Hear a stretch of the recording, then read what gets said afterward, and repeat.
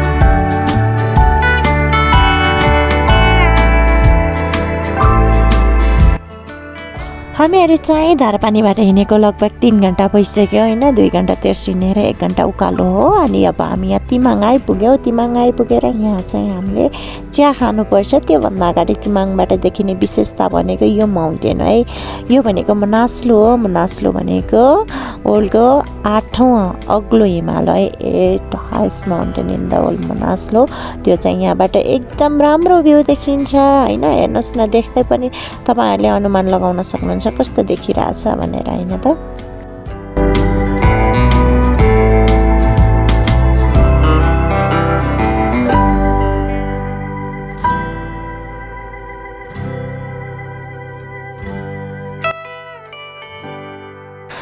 हेर्नुहोस् न फुलहरू देख्दाखेरि तिहार त्यत्तिकै आयो भने त फुलहरूले जनाउने कि आज त्यही माथि कुकुर तिहार र लक्ष्मी पूजा हो हैन र हेर्नुहोस् त दिदीले क्या मजाले माला बुन्दै हुनुहुन्छ माय गॉड फुल हेर्नुहोस् न फुल कति राम्रो छ के बगैँचाभरि माला उनेर कति मजाले गर्नुभएको छ हेर्नुहोस् त मस्त ह्याप्पी तिहार है तपाईहरुलाई फेरि पनि ह्याप्पी तिहार यो फुलहरू त म दिनभरि सुङ्दा सुङ्दै हेर्नुहोस् न फुलको ब्याकग्राउन्डमा पछिमा उता देखिरहेको चाहिँ मनास्लो हिमाल समेत देखिरहेको छ कि हामी चाहिँ अहिले तिमाङमा छौँ होइन यहाँ फुल फुलेर त्यत्तिकै तिहार त लागिरहेको थियो ओ माई गड दिदीहरूले रोटी खान दिँदा बल्ल तिहार आए जस्तो फिल भयो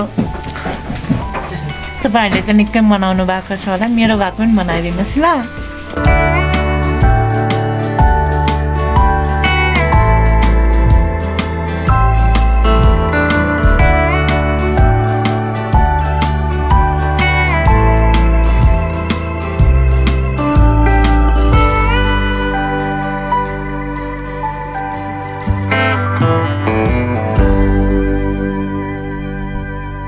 यहाँ तिमाङदेखि चाहिँ हामी थान्चोक खाना खान जाने हो। खाना ठाउँमा आइपुग्यो, खाना खाएर अब जानुपर्छ। हेर्नुहोस् न, सुकुटी र भात सँगै नि मासु खानेलाई त बाघलाई त मासु नै हो भने हामीले फोन गरेर स्पेसली आज हामी चिकन खाँदैन सुकुटी खाने है भनेका थियौँ।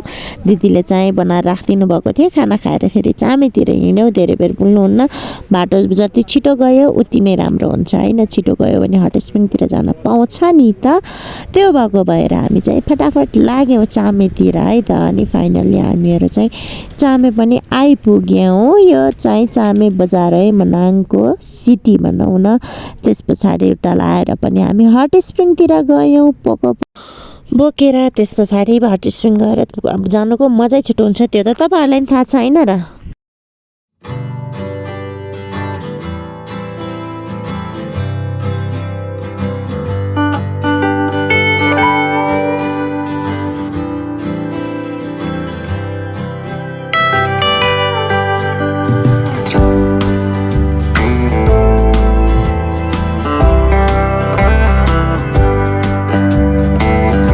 हट स्प्रिङ गएर आएर फ्रेस भएर बसेर पनि खाना खाइसक्यौँ।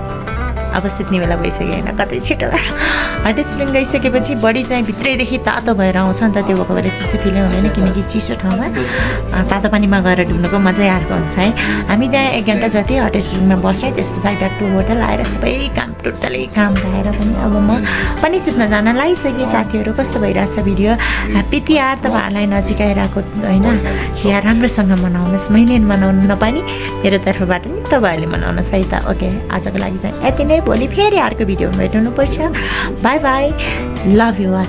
जाँदा च्यानललाई सब्सक्राइब गर्नुभएको छैन भने गर्नुहोस्, यदि गर्नुभएको छ भने चाहिँ भिडियोमा लाइक कमेन्ट गर्न चाहिँ नबिर्सिनुहोस् ल। Bye bye, love you all, bye by.